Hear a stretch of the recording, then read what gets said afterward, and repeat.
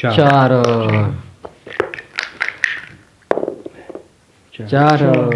دواړو مسلات کړو نه مسلات غل کوم دی 3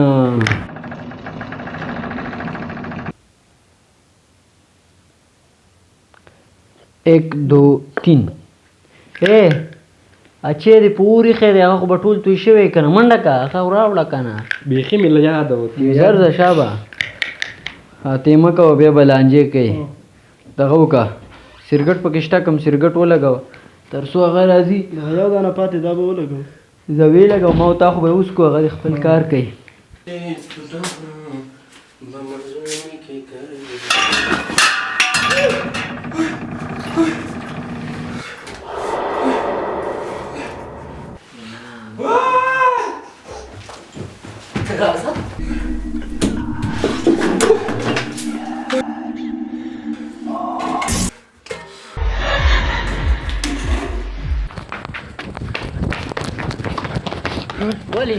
ولې عمران ولې هلته کوټنۍ کې بل څوک څوک ولې ما چې اچولې هلته بل څوک په خدای راځه نه یارېږه مړه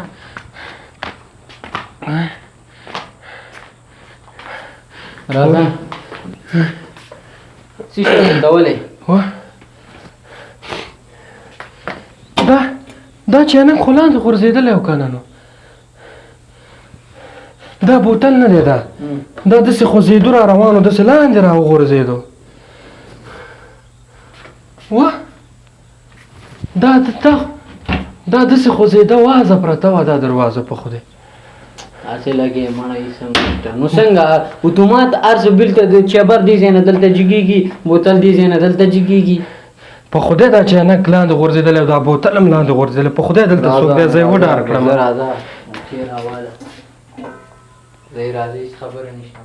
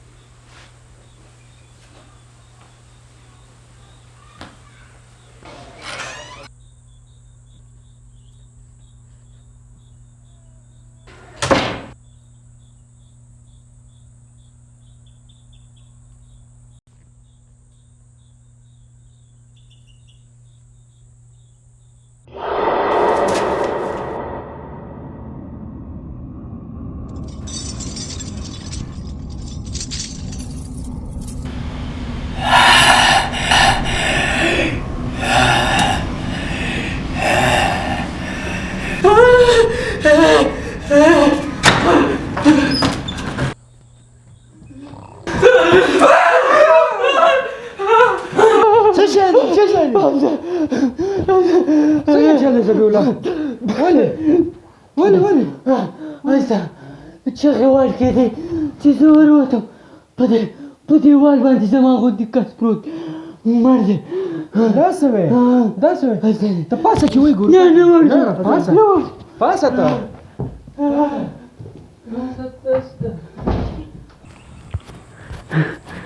کم دی مړې ورې څه خبره ده دلته چې زه راووتم چغې وال کېدې دلته سړی پروت و په دې باندې او مړ و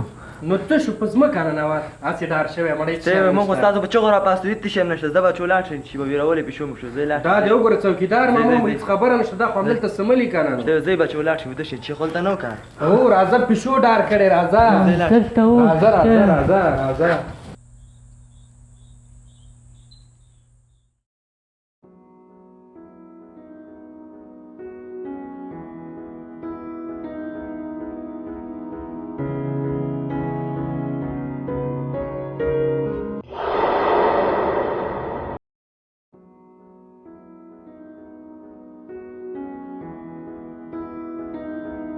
ګټم خلاص دی ښه ښه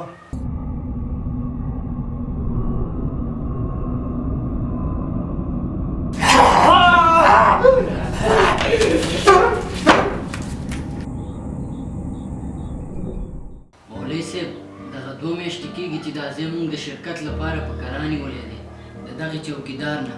او دغه 2 هفتې کېږي چې هره شپه یو رقم ته اوازونه کېږي کله دا ډارئ کله دا یری کله ما یری نه پوهېږم چې دلته څه شی دی ویل چې تاسو یې غم وخورئ معلومات یې وکئ د دې ځای مالک څوک دی؟ قاري صاحب د دې ځای مالک چې دی هغه په خارج کې دی او دا ځای چې دی ما دوی ته په کرایه ورکړی او زه د دې ځای چوکیدار یم ښه ښه ځه الله به خیر کړي انشاءالله قرآن شریف خو به یې انشاءالله او شته دی ته ورشه راله راوړه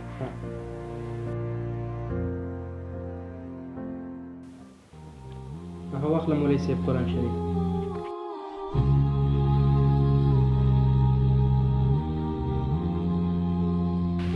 تاسو ځان سره درود شریف ووایئ زه به دا سبق ویم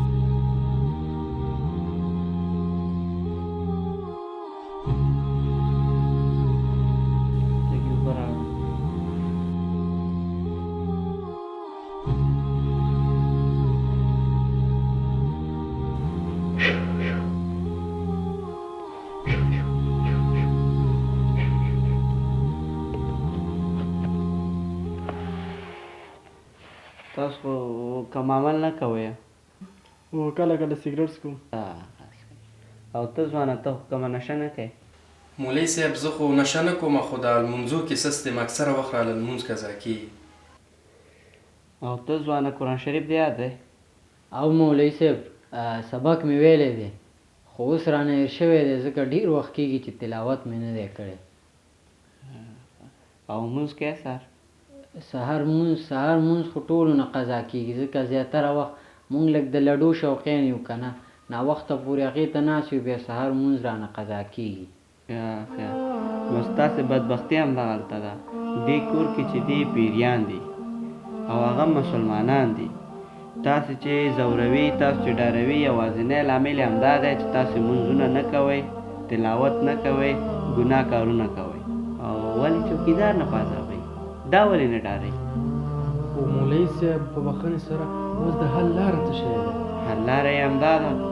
ټول په خپل وخت مونځونه کوئ اودسونه کوئ تلاوت کوئ خدای یاد کوئ رسول یاد کوئ او دا اوبه مې درته دم کړي دي انشاءالله دا اوبه هم څکئ او چې کمېدلې نورې اوبه پکې اچوئ او بس خپل مونځ اودس کوئ انشاءالله بیا به هم نه پازابئ مولوي صاحب چې په داسې ده نو بس سر د ننه نه به انشاءالله زمونږ دا ژمنه او وعده ده چې هم به د قرآن تلاوت کوو او هم به 15 ټیغه لمونځ کوو او هر د ګناه کار چې کبیره او که صغیره ځان به کې ساتو خو انشاءالله د هېڅ شی تاسو نشي ډارولی زمونږ هم همدا ژمنه ده بالکل